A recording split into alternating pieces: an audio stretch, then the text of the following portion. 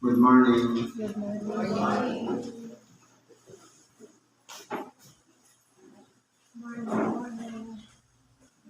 Sa pangalan po ng dakilang Panginoong Jesucristo, isang mapagpalang umaga po sa bawat isa.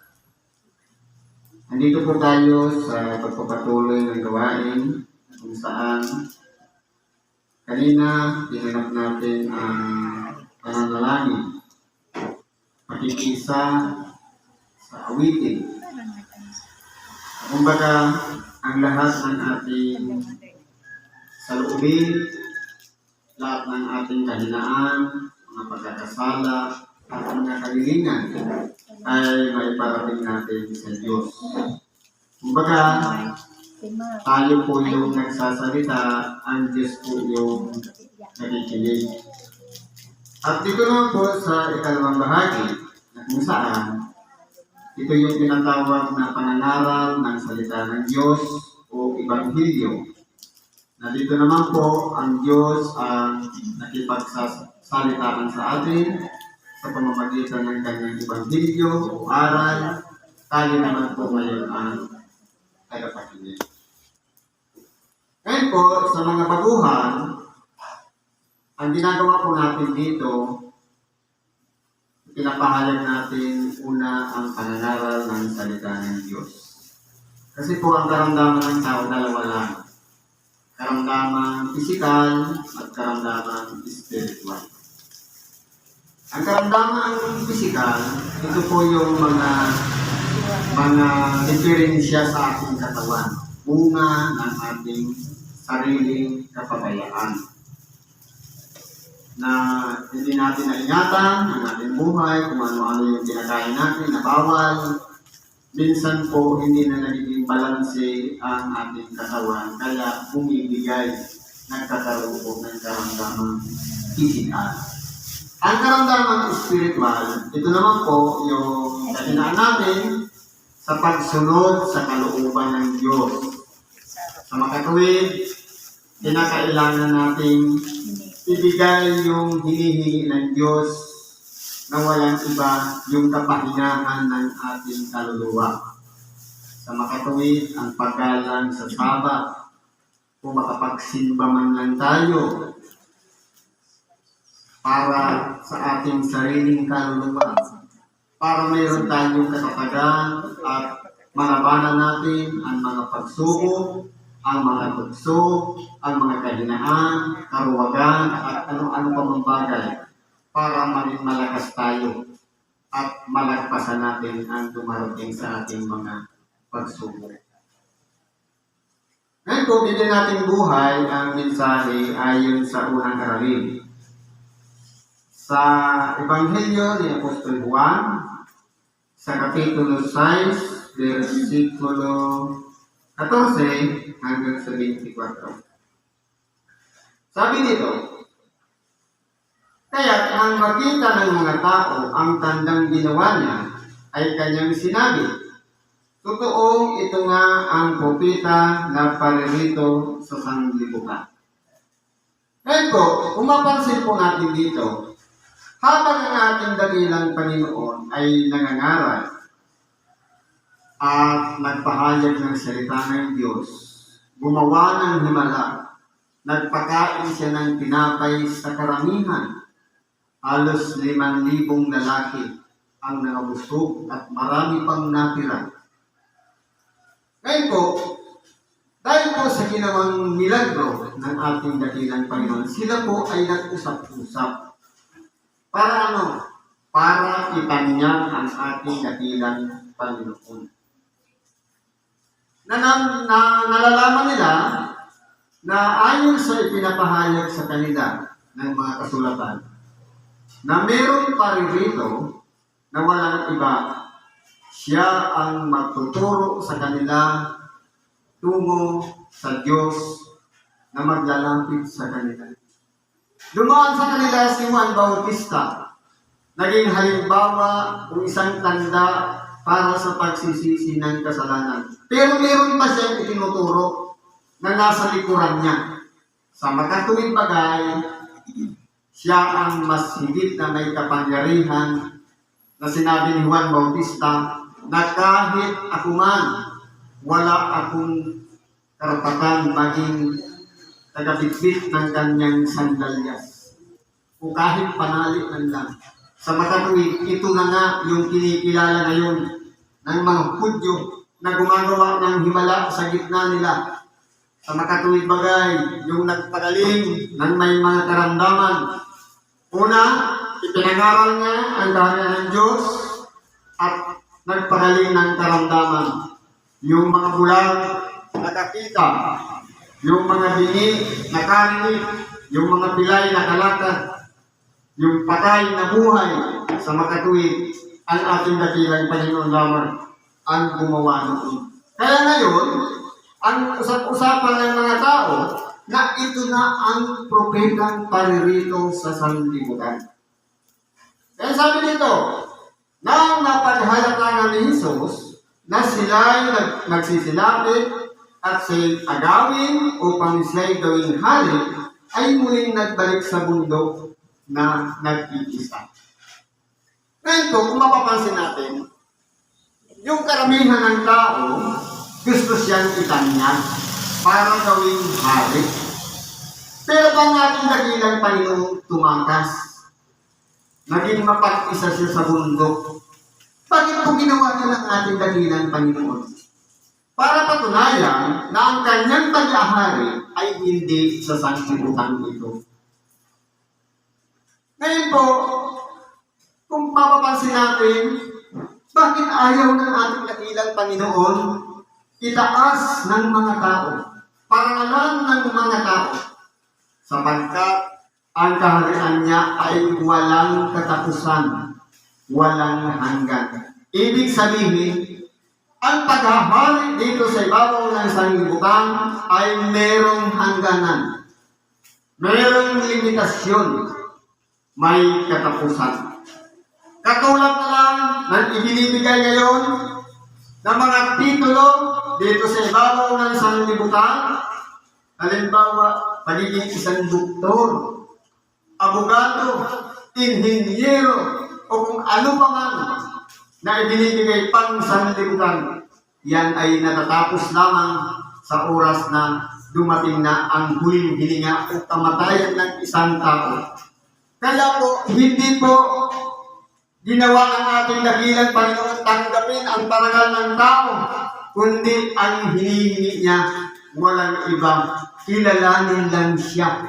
At tayo ngayon nandirito sa pagsunod sa kanyang kalooban at pagkilala sa kanya bilang hari.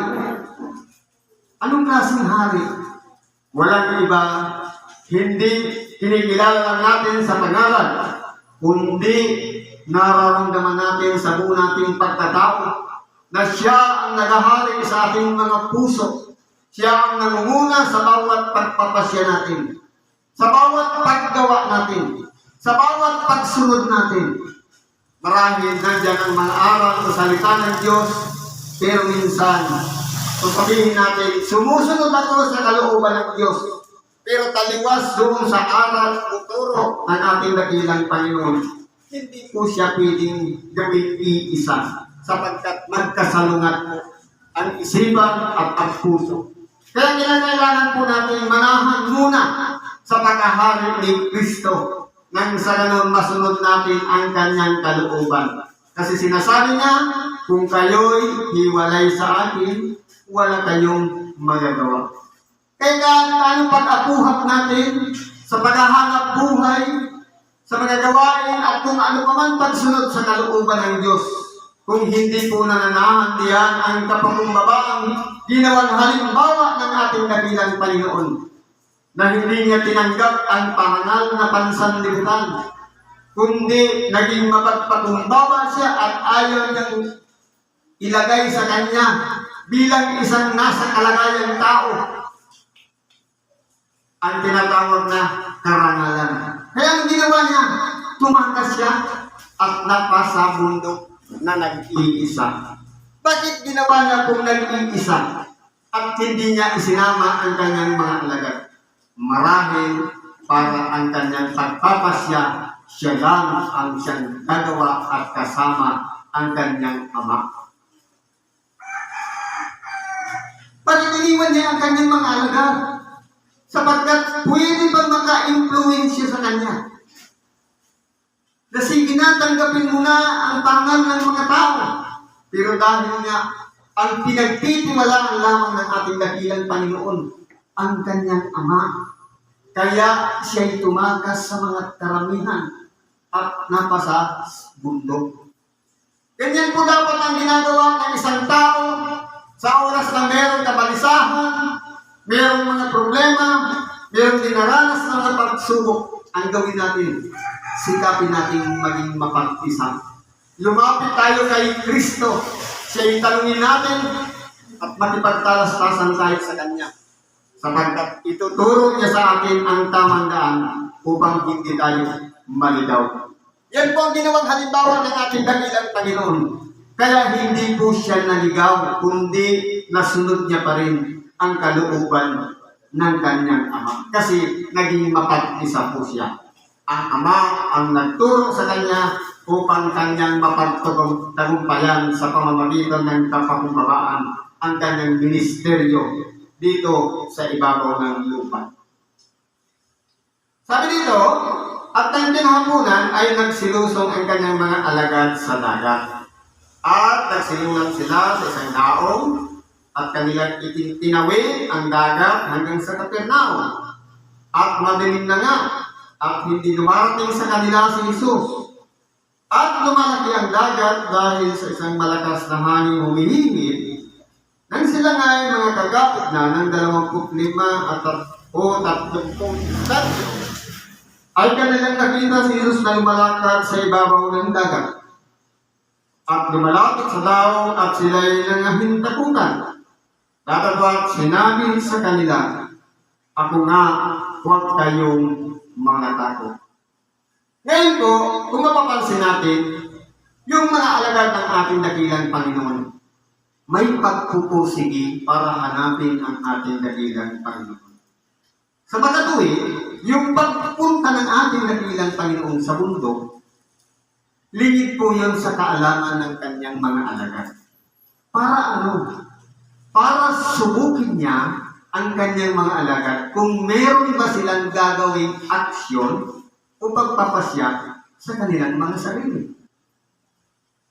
Dahil nga nakitaan nila ang ating dakilang Panginoon na siya'y nagpapahayag ng may kapangyarihan, may authority o kapamahalaan sa makatuwid. Ang mga alagad ng ating dakilang Panginoon nagtitiwala na lang sa Kanya. Kaya ang ginawa nila, iniwan nila yung karamihan, sumakay sila sa daong at hinanap nila ang ating dakilang Panginoon. Pero napagkatalastas ng ating dakilang Panginoon na siya'y hinahanap, kaya siya na mismo ang lumapit sa ibang paraan. Hindi siya lumapit ng daong kung sasakyan man para lapitan ang mga alagad, kundi ang kanyang sarili lamang, ang kanyang mga paa na lumalakad sa ibabaw ng tubig. Kung mapapansin po natin, mga kapatid, isa itong makapangyarihan gawa na wala sino man sa silong ng langit ang makagagawa niyon maliban lamang sa pinagkalooban ng Diyos sa pamamagitan ng kanyang nag-iisang buktong na anak na walang iba ang ating dakilang Panginoong Jesucristo. Ang senaryo po dito, nung mawala ang ating dakilang Panginoon, ang kanyang mga alagad hinanap siya. Naghanap sila ng taong, yung 12 sumakay doon at napasa lao na hinahanap ang ating dakilang Panginoon. Ang ating dakilang Panginoon naman lumapit sa kanila. Sila'y nahintakutan. Sa makatuwid, naghari ang pagiging isang tao sapagkat ang takot ay taglay na ng tao. Yan po ay isang kahinaan ng tao, ang takot. Pero anong sinabi ng ating dakilang Panginoon? Huwag kayong magtakot. Sapagkat siya po ay nagpapawi ng takot. Kaya kung tayo man po dumarating sa mga pagkakataon, natatakot tayo, pinaghihinaan ng loob, alalahanin natin ang palaging sinasabi ng ating dakilang Panginoon. Huwag kayong magtakot. Sa makatuwid ang ibibigay niya sa ating kapanatagan ng ating pag-iisip, ng ating kaluluwa. At ito po ang magtuturo sa atin ng daan nang sa ganun na malalaman natin na bagamat umiira sa atin ang takot, palagi po siyang nandidiyan, nagpapaalaala sa atin na alam natin na kaya tayo nakakapagpasya ng tama, nakapaggagawa ng tama, nakapagsusunod ng tama dahil palagi po siyang naririyan sa ating paligid. Tinuturuan niya tayo kung paano natin malabanan ang mga dumarating sa ating kahinaan sa ating mga buhay. Bagamat mayroong unos na dumarating, yan ay bahagi lamang ng pagdadaanan ng tao. Pero yan po ay malalagpasan natin kapag tayo po ay umiral sa atin ang katatagan ng loob at pagtitiwala sa ating dakilang Panginoon. Lahat ng mga bagay na yan ay atin pong malalagpasan. Katulad din ng karamdaman. Kung ang karamdaman ay bahagi lamang ng pagdidisiplina o palo bilang isang itinuturing na anak, kinakailangan paluin, katulad ng pagmamahal ng isang ama sa kanyang anak, na kapag minsan hindi na nasusunod ang kalooban ng kanyang ama, ang pagpalo po ay isang pagmamahal. Kung itinuturing tayo ng Diyos sa kanyang mga anak, kapag tayo na nagkakamali, dinaranas natin ang palo. Ang palong yan, ito na yung karamdaman daladala natin upang sa ganun, gaano man tayo makasalanan sa harapan ng Diyos, tayo po ay nakapagsasabi, Diyos ko po, mahabag ka sa akin, pagalingin mo ako. Bigyan mo mula ako ng kalakasan upang makapagpatuloy ng aking buhay at magawa ko pa ang mga itinakdamong dapat kong gawin habang ako'y nabubuhay. Yan po ay isang pagpapahalaga. Katulad din ng pagpapahalaga ng ating dakilang Panginoon sa kanyang mga alagad. Nabagat iniwan niya, hinanap siya, pero siya'y lumapit dahil alam niya, nararamdaman niya sa kanyang sarili na kailangan siya ng kanyang mga alagad, lalong-lalo na wala siya. At habang tinatahak ang dagat, mayroong unos na dumarating. Kaya po, kung mapapansin natin, palagi pong nandyan ang ating dakilang Panginoon sa oras ng panangailangan. Hindi niya po tayo pababayaan. Ang gawin lang natin, meron tayong aksyon, katulad na ginawa ng mga alagad ng ating dakilang Panginoon, na nagpasya para hanapin ang ating dakilang Panginoon. Lalapit po siya sa sino mang naghahanap sa Kanya. Ipagkatiwala lang natin sa Kanya ang ating mga buhay. Manalig tayo sa Kanya at ipagsadyos natin kung ito man mga dinaranas natin ay parte lang ng mga ganasin sa buhay upang matuto tayo, upang maunawaan natin ang tunay na kahalaga ng buhay. Kung wala si Kristo, wala pong saysay ang ating mga buhay.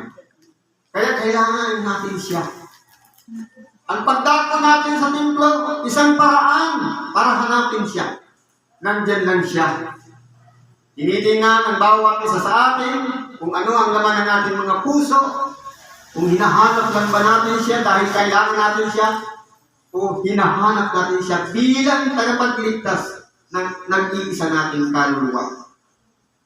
Kaya po natin dakilang Panginoon, nung lumapit sa kanila, ang salitang huwag kang mangatakot, isang pagpapalakas sa isang taong nasa kalagayan ng kahinaan, nasa mga pagsubok, nasa mga karamdaman.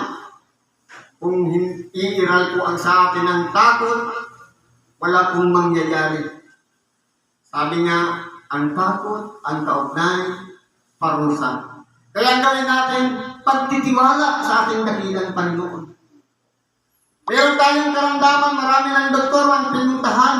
Napunta tayo dito dahil sa pagtitiwala na tayo gagaling. Na tayo magkakaluban ng panibagong buhay na muling makapagpatuloy dito sa ibabaw ng sanglibutan. Sino yung nagsasabing huwag kang mangatakot? Sabi niya, ako na sa makatuwid bagay, wala nang iba, ang anak ng Diyos, ang ating dakilang Panginoong Hesukristo. Pagpapatuturo o pagpapatunay na hindi po lumapit ang ibang nilalang o ibang tao man, kundi ang Diyos mismo ang nagsasabi, huwag tayong mangatakot. Malugod nga nilang tinanggap siya sa daong at pagdakay dumating ang daong sa lupang kanilang tinutumpa. Kaya ang ginawa ng mga alagad, pinasakay nila ang ating dakilang Panginoon sa daong. Ngayon po, pakiramdaman natin ang presensya ni Kristo sa oras na ito.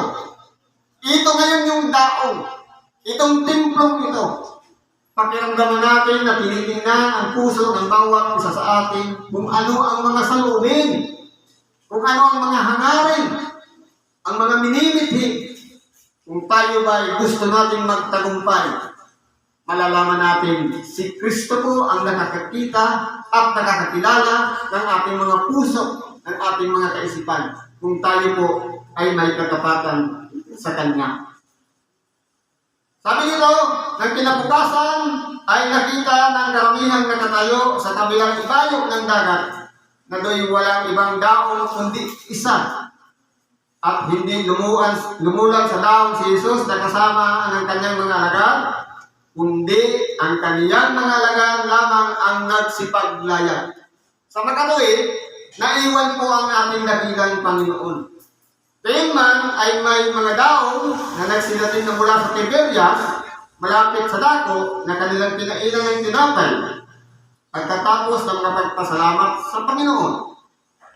Nang makita nga ng karamihan na wala rin si Jesus, di ang kanyang mga alagad man ay nagsilulan sila sa mga daong at nagdating sa Kapernaum na hinahanap si Jesus. Kaya po, kung mapapansin natin, yung mga tao na pinakain niya ng tinapay at nangabusog, hinahanap din ang ating dakilang Panginoon. Ibig sabihin, yung pagpapagal ng ating dakilang Panginoon, kasama ng kanyang mga alagad, nagkaroon po ng bunga. Sa makatuwid, hindi lang 12 ang naghanap sa ating dakilang Panginoon, kundi pati yung iniwan niya. Ang tanong, bakit hinahanap nila ang ating dakilang Panginoon? Dahil lang ba sa sila ay nangabusog, naibsan ang kanilang gutom, o hinahanap nila dahil meron pa silang mga daladalang kabigatan sa kanilang buhay na makukuha lamang nila ang kapanatagan ng kanilang pag-iisip sa piling ng ating dakilang Panginoon. Sa panahon ko ngayon, hindi natin makikita ang ating dakilang Panginoon. O nakita man. Pero kapag ninanamnam natin ang bawat ibanghilyo o aral o salita ng Diyos na tinatanggap ng ating mga tainga at pinagninilay-nilayan ng ating puso at isipan, mararamdaman po natin ang presensya ni Kristo. Kaya kung tayo man po ay may mga kabigatan sa buhay, sabi nga ng mga matatanda, mabigat na nga ang bitbit, ayaw mo kang ibaba. Bitawan na natin yan. Kundi ang bitbitin natin, ang pamatok na binibigay ni Kristo, walang iba ang salita ng Diyos. Ipamuhay natin sa ating pagkatao. Gawin natin ang kanyang mga aral, ang kanyang turo. Sundan natin ang yapak na ginawa niya, ang halimbawa ng kapakumbabaan, ang halimbawa ng pagsunod sa mga hula ng mga propeta, patungkol sa kanyang magiging buhay o ministeryo na kanyang daranasin. Yan po ang mga halimbawang ginawa ng ating dakilang Panginoon na dapat nating sundan. Kung siya ay pinutya, kukutyain din tayo. Kung siya ay pinaratangan, prinsipe ng demonyo, pararatangan din tayo sapagkat sumusunod tayo sa kanyang yapak. Ang gagawin lang natin, tayo po ang nakakaalam, nakakatalos na ating ginagawa ay sang-ayon sa katotohanan, sa kalooban ng Diyos, sa turo ng Espiritu Santo, na nananahan sa bawat isa sa atin. Gawin natin kung ano ang naaayon sa kalooban ng Diyos. Hindi po tayo maliligaw. Sapagkat lahat ng kanyang mga aral, lahat ng kanyang mga kautusan, itinuro niya na. Susundan na lang natin ang mga yapak ng ating dakilang Panginoon upang sa ganon magtagumpay tayo dito sa ibabaw ng sanlibutan. Huwag natin hanapin si Kristo dahil may natanggap tayong biyaya, kundi hanapin natin si Kristo, pasalamatan muna, hindi pa man natin hinihiling, meron na tayong tinanggap. Ano po yun? Yung buhay na pinagkaloob sa atin sa buong maghapon, wala tayong karamdaman. Pagpapala na po yun. Yung makatapos tayo ng pag-aaral, pagpapala na po yun. Yung maghapon, wala tayong naging kaaway, walang naging problema dumating sa ating buhay, pagpapala na po yun. Kaya tawagan natin si Kristo, hindi lang sa pangangailangan na tayo may karamdaman ngayon, kundi dahil sa buhay na binibigay sa atin na matatag pa tayo ngayon sa kabila ng karamdaman niya. At ang karamdaman niya, ang nagturo lang sa atin nang sa ganon makarating tayo sa simbahan sapagkat pangangailangan na natin ang kagalingan ng ating mga karamdaman. Kaya kung tayo man ay narito sa book na ito, ipagkatiwala lang natin sa kanya ang ating mga buhay at ituturo sa atin ng ating dakilang Panginoon ang pamamaraan upang masunod natin ang kanyang kalooban ayon sa mga aral na ating mga natututunan. Siguro po, hanggang dito na lang ang pakikibahagi natin sa oras na ito. Salamat sa Diyos. At anuman ang ating mga kahilingan, karahingan, ipagkatiwala natin yan sa Diyos. Sa ngalan ng Kristo Jesus, salamat at isang mapagpalang umaga sa bawat isa.